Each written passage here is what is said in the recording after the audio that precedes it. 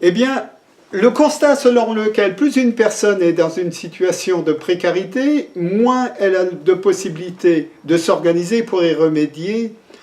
interpelle les syndicats qui regroupent des salariés, certes affectés par des problèmes de conditions de vie, de salaire, conditions de travail,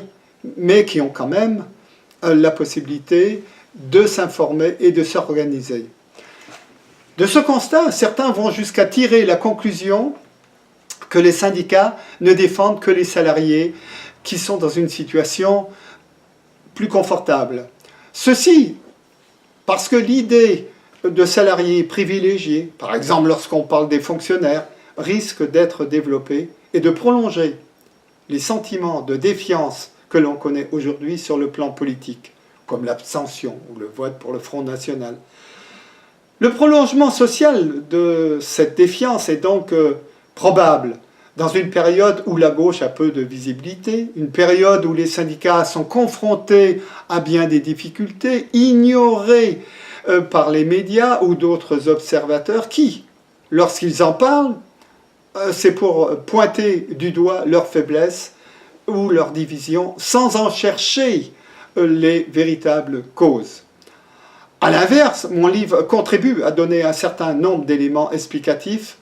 pour les comprendre, et non pour les juger, mais aussi pour faciliter les échanges nécessaires à tous les niveaux entre les acteurs sociaux, et ceci sans nier la particularité de chaque syndicat.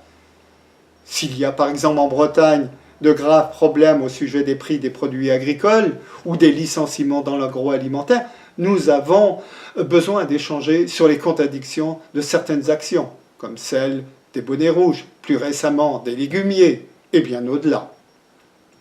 Pour un syndicat, mener des actions violentes pour lutter contre les conséquences de mesures politiques que l'on a auparavant approuvées, comme celle de la libéralisation des produits agricoles, ne résout rien.